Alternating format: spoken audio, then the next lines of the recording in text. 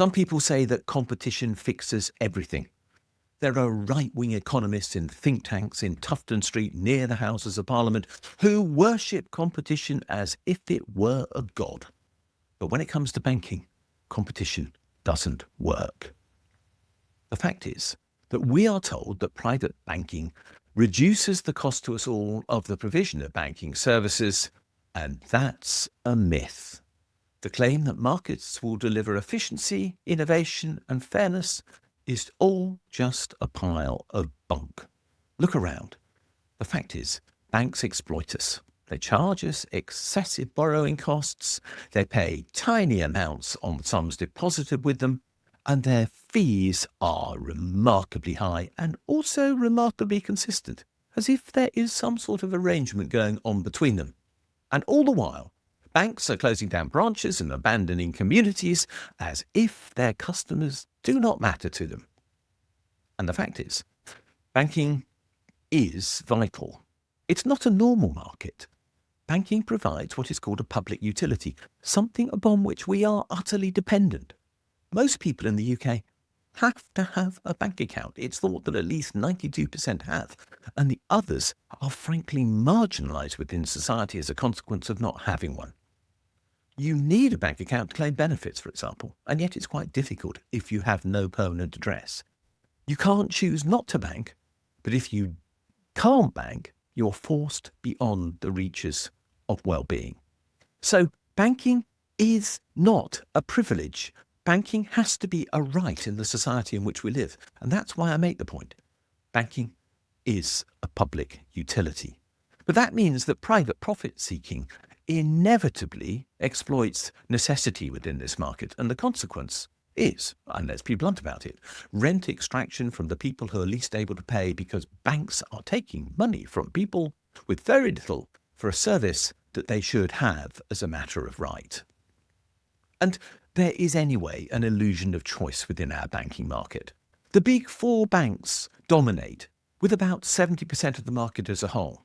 Barclays have around 20 million UK retail customers. Lloyds are thought to be the biggest UK retail bank with up to 26 million UK customers. NatWest, formerly Royal Bank of Scotland, has 19 million customers. Nationwide has 16.3 million. Santander has 14 million at present, but will actually leapfrog up the scales when it finally acquires TSB and will end up with around 19 million customers. And HSBC, well, we don't know the precise figure for HSBC because they don't publish it, but we do know that it has around 39 million customers in all, and a fair number of those are in the UK, so it probably sits in the middle of all those other banks. So, 6 banks, with between them around 120 million accounts, when there are only 68 million people in the UK. But remember, many people, me included, because I have businesses, have many more than one account. So in reality, those 120 million accounts are split unevenly across society. And although there might appear as a consequence to be a fair amount of choice, all these banks provide a service which is remarkably similar. Even the so-called challenger banks, the tiny ones which governments have been trying to promote, look just the same as the big banks when it comes down to it. Competition in this market is then an illusion. What we have is cartelized capitalism, a bunch of large organisations who can split up the market between them and pretty much take us all for a ride. What we know is that when markets fail, the state should step in.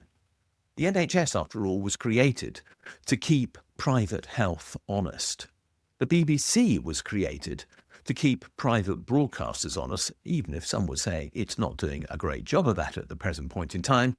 And what we need, I suggest, is a basic British bank, the BBB, to keep private banks honest as well. And that BBB would, of course, be owned by the UK state. What would it do? It would offer basic current and savings accounts to everyone, in the way that those old enough to remember it will recall that the Giro Bank once did, and it operated through the post office. There would be no extortionate overdraft rates. There would be fair interest on savings, entirely in line with bank base rate, or maybe 1% or so less, but nothing like the penal and very low rates offered to small savers now. And this basic British bank would have local branches, either of its own or in partnership with post offices and councils. And hubs of that sort are now becoming more common and are really important. Why does this matter? It matters enormously. Access to money is about access to society. And financial exclusion is about social exclusion. And large numbers of people in this country are effectively excluded from both. But they're also now, because of the absence of bankers on the high street, excluded from advice as well. And the advice of an honest bank, which is not driven by profit, but has at its core an obligation to serve the customer, would be immensely valuable to those who need help with managing their money. Private banking has no incentive to do that. Private banks profit from instability and not service. A state-backed, basic British bank could end that. We could, with such a bank, restore trust in the financial system. We could create downward pressure on the fees charged by private banks. We could handle government payments more effectively, taking them out of the private banking system and ensuring that they're paid securely and efficiently by the British basic bank. We could open the doors to what should be public payment infrastructure, which is a measure of resilience. I talked about this in 2008, when I thought that the biggest threat arising from the financial crisis, at least in its very early stages, was that there was a chance that the payment mechanism, which ensured that British households could pay their supermarkets for food, might fail. And that risk still exists at this moment, and it could present us with a crisis again. Because if people can't buy their food because there's no payment mechanism to let them do so, then they will riot. The fact is that payment infrastructure is not in public hands. We've learned nothing from 2008 yet. 17 years later, we still do not have a state-owned payment system within this country. And this British Basic Bank, whichever way around you wish to put it, the BBB, could build that mechanism on which all other banks could be built, so that we would have a payment infrastructure in this country which would work whatever happened to our banks, because the state would own it. In other words, I'm talking about building resilience, doing what is essential to ensure that banks can always work when the private sector quite simply cannot guarantee that. And that's the fundamental reason why counter-arguments against this proposal have to fail. We are already allowing the state to compete with the private sector in health, in education, and in public infrastructure. The argument that the state shouldn't compete is nonsense when it comes to banking, because it, too, provides essential public infrastructure. And that's why we need the state to be involved in banking in a way that it is not at present. Banking is, as I've said several times in this video, and I will repeat now, a public utility and not a private playground. Competition has not worked. It has not served us. Banks are in fact ignoring all our needs as they wave goodbye and walk out of our communities.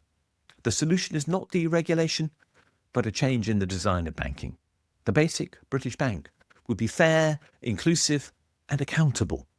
And that's critical. We need that core nationalised underpinning for our banking service to guarantee that whatever happens in our society, it will work. Once upon a time, we needed the post office to deliver this. We nationalised the Royal Mail to deliver letters because that was core infrastructure. We've sold it now. We got that wrong. It's failing in the private sector. But the point is, we now know that state ownership works partly because we sold the Royal Mail and saw what a mess the private sector could make of it. If we were to nationalise banks, we could avoid that risk. We could keep the private sector out of our society when it comes to the risk of payment failure. And that's critical.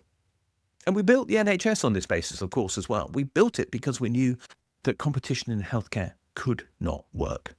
So let's build the basic British bank now, to deliver fairness, to deliver resilience, and to make sure that we can bank on Britain again, because we can't do that right now.